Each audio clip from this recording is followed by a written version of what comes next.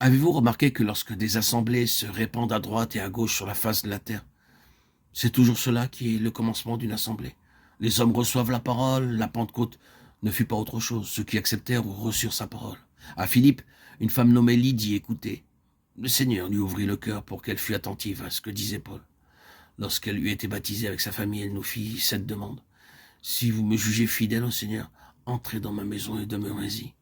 Voilà le commencement de l'assemblée. Il en est partout ainsi. C'est une compréhension spirituelle aboutissant à une réception à cœur ouvert. C'est là le premier trait qui caractérise son Église, le recevoir. C'est lui, donner une place, la place d'honneur, la seule qui lui convienne. Tout cela est très simple, mais c'est beaucoup pour lui. Et pour nous aussi, c'est beaucoup. De recevoir ainsi va nous conduire loin, car cela représente quelque chose de plus qu'un simple séjour du Seigneur au milieu de nous. Désormais, il a chez nous une base d'opération, un lieu à lui, qui est justement ce dont il a besoin pour pouvoir rentrer en possession de ses droits universels. Prenons une image. Vous vous souvenez de l'histoire tragique de David, rejeté par Absalom et son parti, de Samuel 15, et où il est obligé de fuir devant l'usurpateur, récit pathétique d'un roi chassé de son domaine, abandonnant derrière lui tout ce qui représente ses droits. Quelques hommes dévoués l'accompagnent. Tsadok, le sacrificateur, apporte avec lui l'arche de Dieu. Mais David se tourne vers lui et lui dit « Reporte l'arche de Dieu dans la ville.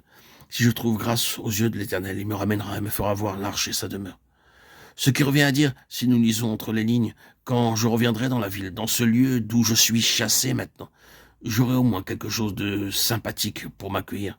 Je ne reviendrai pas en étranger, je ne trouverai pas le vide devant moi, je ne reviendrai pas comme un homme sans feu ni lieu. Je reviendrai à quelque chose qui me touche de près et qui est avec moi. Tu es un avec moi, Tsadok, je le sais, et tu voudrais que je t'emmène. Mais retourne dans la ville, et quand je reviendrai à quelque chose qui est pour moi. C'est le principe que nous avons ici. L'Assemblée pour voir le Seigneur d'un terrain qui est sien, qu'il occupe maintenant par son esprit, et qui représente pour lui, dans ce monde qu'il a rejeté, un lieu où il est chez lui, auquel il peut revenir, qui a pris position pour lui, et de ce fait, lui fournit la base nécessaire pour la restauration de ses droits universels, comme ce fut le cas pour David.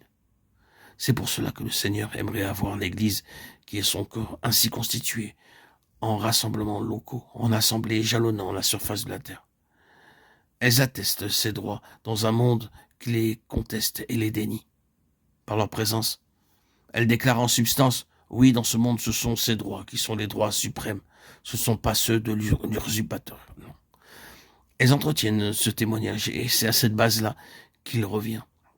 C'est là qu'il trouve l'instrument dont il a besoin pour recouvrer ses droits. Droits qui n'ont été disputés, dont il a été dépouillé.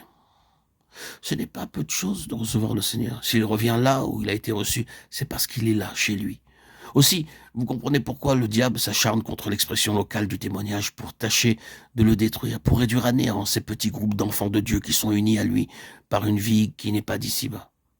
C'est parce qu'il représente ses droits, les droits du Seigneur, et leur présence même est pour l'usurpateur une constante négation de ses droits à lui. L'arche du témoignage est là, et tant qu'elle est là, ayant partie liée avec le Seigneur, le triomphe de l'usurpateur ne peut pas être universel. Il sait qu'il y a là quelque chose qui fait prévoir la fin de son empire, quelque chose qui est pour lui une menace permanente, une épine dans son côté. Et partant, s'il le peut, il l'étouffera, il la brisera, il la morcellera. Il fera n'importe quoi pour se débarrasser de cette expression locale qui est conforme à Christ et qui lui a fait place. Voilà ce que devrait être l'Église, dans chaque endroit où elle est représentée. Voilà ce que devrait être chaque croyant ici-bas, une base pour le Seigneur sur la terre, une attestation de sa souveraineté, de ses droits imprescriptibles. Recevoir le Seigneur, c'est le pourvoir de tout cela. Ainsi, nous voyons qu'avec Béthanie, le tout premier pas entraîne des conséquences qu'on peut à peine mesurer. Il représente un principe d'une importance incalculable. Le commencement de l'Église et son fondement, c'est que Christ a trouvé un lieu au milieu d'un monde qui est en pleine révolte contre lui. Il a trouvé une place où il est chez lui.